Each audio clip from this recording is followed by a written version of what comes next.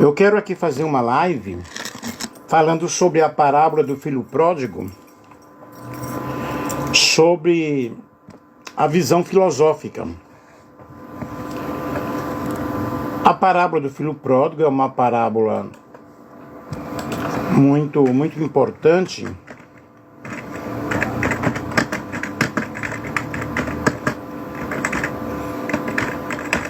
eu já fiz algumas lives aqui falando sobre a parábola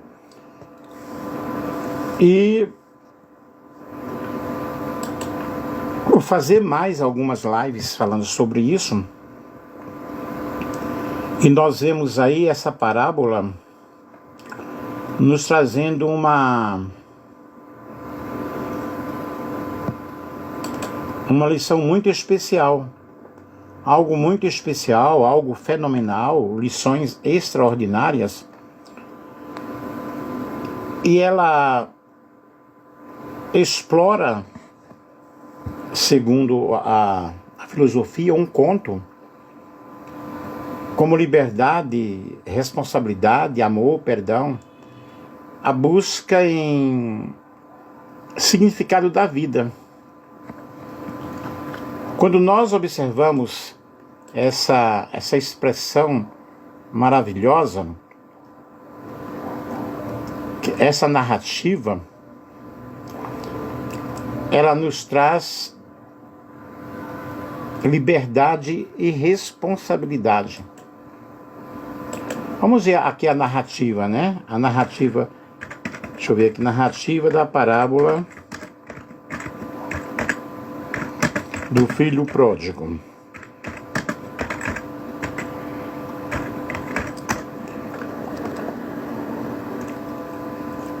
Conta a história de um pai que tem 2 filhos.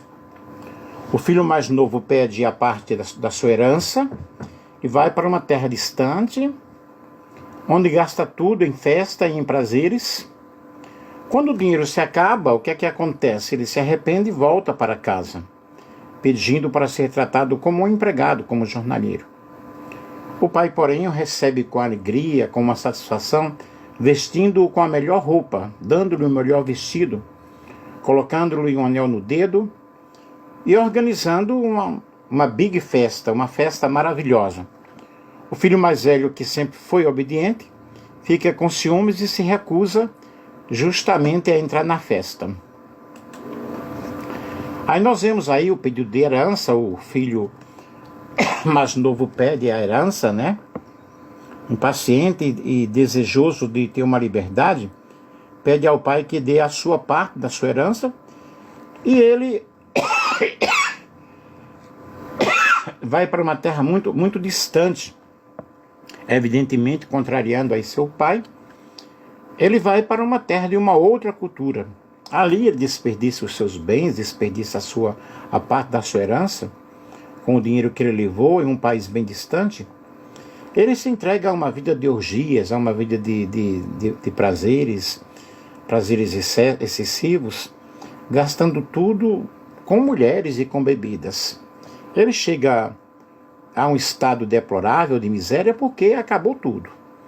Quando nós temos dinheiro, nós temos amigos, nós temos pessoas que estão ao nosso redor. Porém, quando tudo se acaba, acabam-se as festas, acabam-se as amizades, né? Então, com o dinheiro esgotado, ele começa a enfrentar fome, começa a enfrentar miséria e chega até desejar comer das comidas que o porco comia. Ele começou a trabalhar ali, cuidando de porcos, mas a Bíblia diz que ele cai em si e ele volta, né, à casa do pai. O pai o recebe com muita alegria, com grande amor, com grande compaixão, recebe o filho de volta. E a reação do filho mais velho, na realidade, foi de indignação, foi de raiva, de ódio. O filho mais velho, que sempre foi obediente, né, fica com inveja, fica com ciúme, com raiva, e diz: que festa é essa? O que é que está acontecendo aí? E aí nós temos vários ensinamentos da parábola, e aqui eu quero levar pelo lado agora, pela lente filosófica. Nós temos aí a liberdade e responsabilidade. O filho pródigo, ao pedir sua parte de herança, ele vai para muito longe, vai para muito distante. E aí ele está buscando o quê? Ele está buscando uma vida de liberdade, ele está buscando uma vida de independente, ele quer ser independente, né? Mas ele é o mais novo. Aí nós vemos aí o amor e perdão, a parábola que pode ter outros temas, de acordo o texto, de acordo com o contexto da situação, não ferindo o teor da narrativa. E nós vemos aí a parábola destaca o amor incondicional do pai, mesmo que o filho tenha transgredido, tenha desobedecido. E o perdão, por outro lado, que é um ato de amor que permite a restauração e o crescimento do indivíduo. Observem que nós vemos aí, quando o filho caiu em si, quando ele diz: Pai, pequei contra os céus e contra ti, já não sou digno de ser chamado teu filho, trata-me como um dos teus jornalheiros. Eu vejo aqui arrependimento.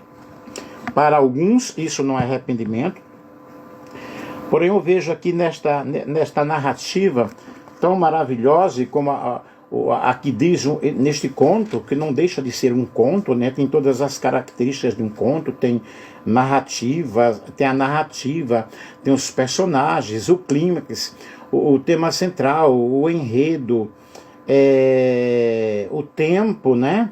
E nos elementos de uma narrativa nós observamos todos esses elementos aí presentes nesta parábola, neste conto especial, fenomenal que Jesus contou. E quando ele diz: levantar-me-ei, irei ter com meu pai, e dir-lhe-ei: Pai, pequei contra o céu e perante ti, já não sou digno de ser chamado teu filho, faze-me como um dos teus jornalheiros. Aqui eu vejo um grande arrependimento na vida deste moço. Eu vejo que ele está levando uma vida, na realidade, suplicando clemência, suplicando misericórdia. Evidentemente aqui, o que é que nós vemos? O perdão que é oferecido a ele, a restauração que é oferecida a ele, e Deus nos oferece perdão a todo instante, nos oferece restauração a todo momento que nós pecamos, que nós desobedecemos. Nós temos que reconhecer que nós erramos e suplicar a Deus o perdão dos nossos pecados. E também aqui o filho pródigo, veja que uma busca de significado, ao ver essa situação difícil, compreende a falta de sentido em sua vida longe do pai. Sua volta representa a busca por um significado mais profundo, um reencontro com a família e com a sua própria identidade. Veja, nessa busca de significado, quando esse filho ele resolve voltar à sua casa paterna, aqui nós compreendemos na realidade que ele está buscando algo mais profundo. Ele não quer continuar naquela vida de derrota, não quer continuar naquela vida de miséria, longe da casa do seu pai. E a sua volta representa justamente essa busca por algo mais profundo. Nós precisamos de uma intimidade mais profunda com o nosso Deus. E longe do Senhor, nós não podemos obter nada. Longe do Senhor, nós não podemos alcançar nada. E esse reencontro aí com a família traz uma restauração para ele. Felizes são aqueles que reconhecem que estão errados e buscam, né, retornam ao convívio familiar, retornam a esse convívio espiritual, a casa do Senhor, a casa de Deus. E em uma análise da natureza humana, essa parábola oferece uma visão da natureza humana com suas tendências ao erro e a busca pela felicidade, mas também com a capacidade de arrependimento e de retorno. Porque essa busca pela felicidade, de repente ele achou, não está legal aqui na casa do meu pai, eu quero outras experiências, eu quero conviver outras experiências, e não é assim que acontece com as pessoas que estão no ambiente da igreja, nunca experimentaram os prazeres do mundo, nunca experimentaram as coisas mundanas, e de repente quer provar algo lá fora.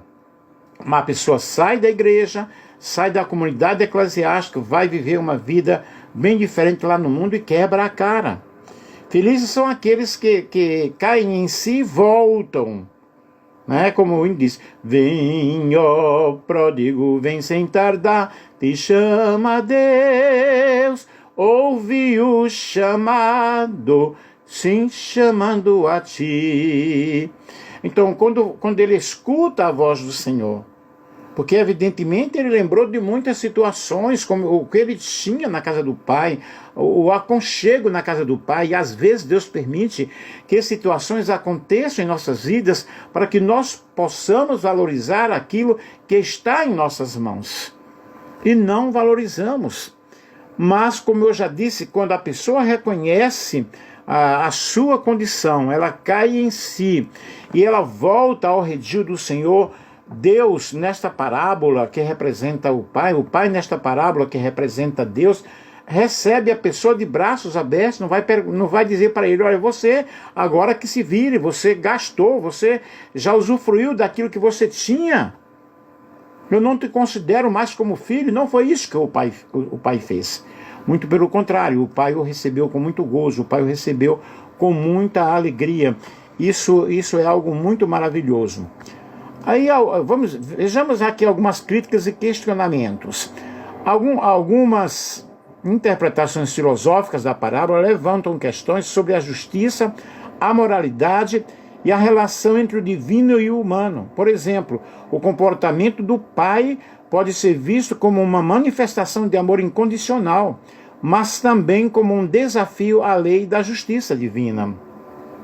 Vejam bem, aqui nós observamos o seguinte: essa manifestação desse amor incondicional, mas esse desafio à justiça divina, só que Deus aí é representado pelo Pai, aplica essa justiça dando ao Filho uma veste nova, uma nova roupagem. Isto é, uma nova experiência, uma nova oportunidade. E todos nós necessitamos de uma oportunidade, de uma nova chance. E Deus sempre está dando esta oportunidade para o ser humano, para que o ser humano ele possa se reconciliar com Deus. Por quê? O ministério de Cristo na cruz do Calvário foi um ministério de reconciliação. Sempre estou falando isso nas minhas lives. E a justiça de Cristo é imputada em nós, né? A justiça de Deus é imputada em nós através de Jesus, do sacrifício de Jesus. E nós temos diversas interpretações aí. A parábola do filho pródigo é objeto de diversas interpretações filosóficas, desde a perspectiva de liberdade e responsabilidade, passando pela análise da natureza humana e chegando à discussão sobre o amor e sobre o perdão. Veja quantos assuntos nós podemos falar nesta parábola: o amor de Deus, o perdão de Deus, a misericórdia de Deus, a longanimidade de Deus, a espera do Pai pelo Filho. Evidentemente, esse Pai esperava todos os dias a volta desse Filho. Aí o Pai da parábola representa a figura de Deus, mostrando seu amor e perdão, sua reação com a festa e o acolhimento do Filho, que demonstra a alegria nos céus, a alegria de Deus com a volta dos pecadores, quando o pecador reconhece que ele é pecador, que ele necessita de Deus, que ele necessita da salvação. E a salvação que é oferecida para todas as pessoas. Deus ele não elegeu uns para a perdição e outros para a salvação. No plano de Deus, o plano de Deus é que todos sejam salvos e que cheguem ao pleno conhecimento da verdade. E aí nós observamos a reação do filho mais velho, que sente inveja e ressentimento, representa a dificuldade de compreender a graça e a misericórdia de Deus. Muitas pessoas, elas querem justiça e esquecem da graça, esquecem da bondade, esquecem da longanimidade de Deus, da compaixão de Deus para com o pecador. E a Bíblia diz: quantas vezes se deve perdoar a um irmão culpado? Será apenas 7 vezes? E Jesus disse: eu te digo, não somente 7 vezes, mas 70 vezes 7. Aí significando o que? A amplitude do perdão de Deus. Aí nós temos várias lições que esta parábola nos traz. A parábola nos ensina sobre a importância do arrependimento. Nós precisamos nos arrepender cada dia dos nossos erros. Nós somos pecadores, Precisamos confessar o nosso pecado. O Senhor está pronto para confessar os nossos pecados. E você pode perguntar, mas Deus já sabe. Sabe, mas Ele precisa de ouvir nós humildemente dizendo para Ele: Senhor, eu pequei, Senhor, eu desobedeci, eu preciso do Teu perdão, eu preciso da Tua graça, da Tua misericórdia. E aí nós vemos essa importância do arrependimento, da humildade e da busca pela reconciliação. Eu devo reconhecer que eu preciso de um Salvador.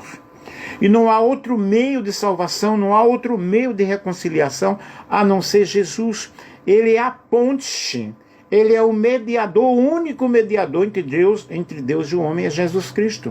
Não há outro mediador, não há outro Senhor. Ele veio justamente trazer o ministério de reconciliação. Eu preciso me agarrar a esse perdão que Deus ele me concede, e quando Ele diz: Filho meu, dá-me o teu coração, eu devo entregar o meu coração, eu devo entregar a minha vida, eu devo deixar Deus trabalhar na minha vida de uma forma maravilhosa, pois somente Ele sabe trabalhar, somente Ele conhece a nossa estrutura e sabe que nós somos pó. E o arrependimento do filho pródigo é essencial para a sua vida e para a sua restauração. O arrependimento genuíno é uma mudança de coração e de atitude. E há quem diga que o filho pródigo não se arrependeu. Eu já ouvi várias situações, né? Até pessoas que têm um conhecimento muito profundo. Porém, o que eu posso perceber aqui é que ele realmente teve a humildade de pedir perdão, de buscar reconciliação, e que é um ato de amor, que é um ato de misericórdia. E observamos que as consequências da liberdade são muitas. As consequências da desobediência podem ser positivas ou negativas, dependendo das escolhas que a pessoa faz. E aí ele teve uma consequência negativa no ponto de tanto sofrimento, mas também eu vejo uma consequência positiva no sentido de aí agora ele vai realmente dar valor à vida espiritual, dar valor à casa do Pai, porque ele passou por um sofrimento. Deus muitas vezes deixa que nós passemos por alguma coisa para que nós possamos valorizar aquilo que nós temos nas mãos. E às vezes nós falamos: eu era feliz e não sabia. Leonardo, tudo bem? Não, não é Leonardo, é Lourenço. Tudo jóia, tudo bem? E esse comportamento do pai, o comportamento do pai que ocorre para encontrar o filho, demonstra o amor e a preocupação paternal. Deus é pai. E o verdadeiro pai, ele preocupa-se com o filho. O verdadeiro pai, ele não foi xingar o filho. Não foi dizer: você gastou, você mal gastou tudo, agora você tem que passar por um castigo. Não, ele disse: olha, este meu filho estava morto e reviveu, estava perdido e foi achado. E a volta para casa é um momento de reencontro, é um momento de restauração à vida familiar, é um momento de muita paz, de muita alegria. E louvado seja Deus, porque esse filho tomou essa iniciativa de voltar para casa. E a palavra do Senhor, ela é muito essencial, é muito importante, é fenomenal aos nossos corações. E quando diz: Pai, dá-me a parte dos bens que me pertencem, ele repartiu com ele a fazenda. Nós vemos aqui, primeiro, o filho mais novo se considerava verdadeiramente filho e falava com liberdade de homem livre ao pai. Segundo, a herança não pertencia aos filhos, a herança pertence ao pai. Os filhos poderiam pedir o direito de herança somente após a morte do pai. Mas aí nós vemos uma exceção. O filho mais novo não sucedia o pai. O sucessor era o filho mais velho. O filho mais velho não dialogou com o pai como homem livre diante dos fatos. Mas aí nós vemos, poucos dias depois, o filho mais novo, ajuntando tudo, partiu para uma terra longínqua e ali desperdiçou os seus bens, vivendo dissolutamente. Ele, na realidade, viveu uma vida dissoluta. E havendo ele gastado tudo, houve naquela terra uma grande fome e começou a padecer necessidade. E foi e chegou a um dos cidadãos daquela terra, o qual mandou para os seus campos apaimotas que os porcos comiam, e ninguém lhe dava nada. Observe, dá a entender aqui que ele pedia, né? Ninguém lhe ajudava. E tornando em si, disse: quantos jornalheiros de meu pai têm abundância de pão, e eu aqui pereço de fome. Levantar-me-ei, irei ter com meu pai, e lhe direi: pai, pequei contra os céus e perante ti. Já não sou digno de ser chamado teu filho, faze-me como um dos teus jornalheiros. E levantando-se, foi para o seu pai. Você que está aí me acompanhando, você acha que ele se arrependeu realmente ou não? Tem alguns pastores, alguns teólogos que falam que ele não se arrependeu. E você, o que é que você pode falar aí? Você que está me acompanhando, que está gostando, ele teve um arrependimento. E levantando-se, foi para o seu pai. Esse filho mais novo não tinha mais parte naquela família. Ele saiu para estabelecer a sua própria linhagem e ser o dono da sua nova família, que deveria ter formado com sua liberdade os bens. Mas ele não fez, né? Ele malgastou tudo aquilo ali. E quando estava longe, viu seu pai e se moveu de íntima compaixão e lançou-se-lhe ao pescoço e o beijou. Veja que cena maravilhosa, que cena linda. O pai, no íntimo, o filho sentia-se filho, mas esse filho em todo tempo chama o pai de pai. Ele não conhece essa palavra para pai. Pequei contra os céus, pequei contra Deus, pai do céu, e perante ti, pai da terra, já não sou digno de ser chamado seu filho. Mas o pai disse aos seus servos: trazei depressa a melhor roupa e vestilho, e pondo-lhe um anel na mão e alparcas nos pés. O pai disse aos servos: quero que este moço mais novo seja visto como ele é meu filho. E daí, pessoal, ele teve um arrependimento ou não teve? Trazei o bezerro cevado, matai-o, comamos e alegremo-nos. O bezerro também foi morto pelo irmão mais novo. O irmão mais novo também dá alegria ao pai, agora neste momento, com a sua volta.